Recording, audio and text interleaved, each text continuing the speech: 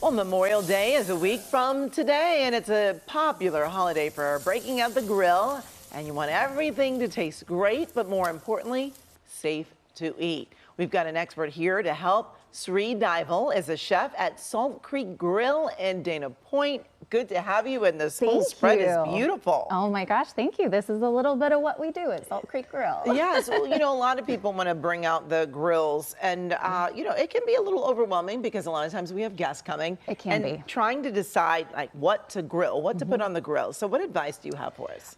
Definitely go with what cut of meat you want. So there's so many different selections of quality and cut. So I always like to say, just kind of narrow it down that way. So burgers and hot dogs, we can elevate that. So what we have here is a tomahawk, which is absolutely incredible. So this is a huge tomahawk. It's actually a ribeye with bone in. So that's the cut. And then, so I always like to tell people there's 4 different selections with the USDA, like as far as like the quality.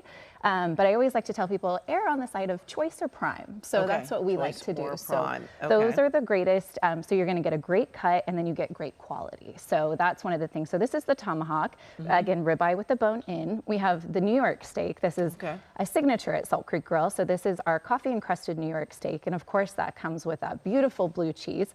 So you can kind of, hey, we're going to grill it, but wait, there's more. Oh, okay, okay. The filet mignon, of course, is kind of like like everyone knows filet, right? So it's the most tender. It has the least amount of marbling, but the marbling is kind of the naturally occurring fat in animal products. And so fat is flavor. So I always tell people, don't be scared of fat, like especially when it comes in great steaks, because that's where your flavor comes from. So it's really cool. And then we talked about that signature rub. So we have some here that you can actually make. So some people get a little intimidated by, do I marinate? Do I rub? The difference is really just marinade is going to be a liquid, so it's still going to add flavor to your meat. And then a dry rub, if you ever hear a grill master talk about that great bark, so that's where this is made. It's really just here. So this is our signature coffee encrusted rub, and so it's 4 simple ingredients. You just mix them all together in a bowl, mix them right up, and then you just put that meat right in there. Should we do it right now? I think so. Okay, so this is brown sugar? That's brown sugar, yes.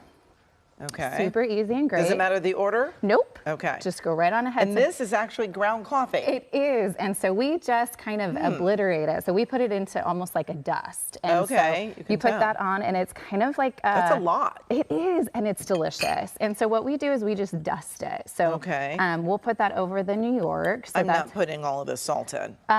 You can.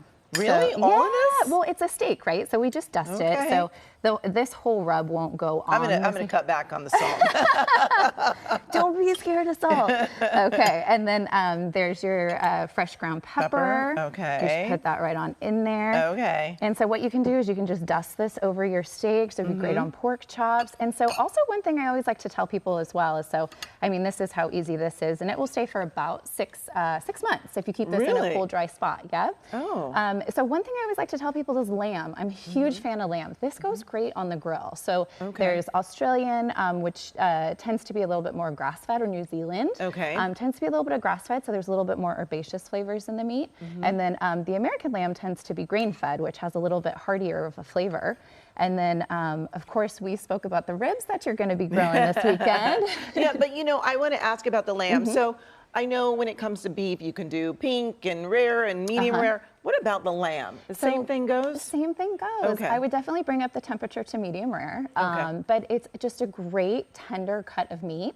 And then these lamb racks, you can cut them. We call them lollipops. If you just bring them on the bone, and they're almost like a lollipop. I know that kind of sounds funny, but lamb chop lollipop. So those are easy, and that's a quick grill too, and about the same timing as beef as well. So you can definitely do both. And then the ribs, the name of the game on that one is slow and low. Slow and low, and they need to be done. They need to be done. You can't do medium rare on pork. Yes, it's got to be done. But that, you know, there's a little argument always in our house that my husband thinks I overcook all the meat because I'm always worried about it not being done enough on ribs and chicken. And so always find it from a quality source. So quality and cut, always those 2 things.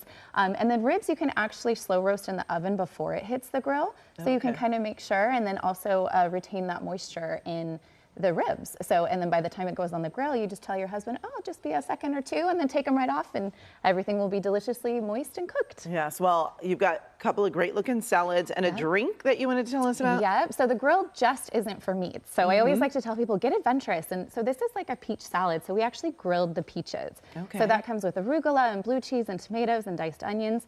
So when fruit gets on the grill, it actually dehydrates the fruit, but it caramelizes the sugar. So it takes out the water and then it ups the sugar. So it's actually delicious.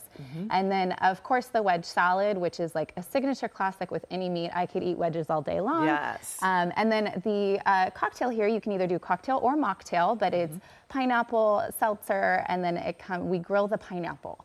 And then of course a little bit of citrus vodka or just by itself, and it's actually quite delicious. And real quick, what's this? Well, that's our signature butter cake at Salt Creek Grille. So you know we know how to do that. So we always have to throw it in. It has fresh fruit on it, delicious, savory, the perfect ending to a beautiful grill. Yes, it is. It looks amazing. Thank you so much, Sri. We certainly appreciate it. And you can find more information about Salt Creek Grille and their grilling tips by just going to our website, kcalnews.com, and click Seen on TV.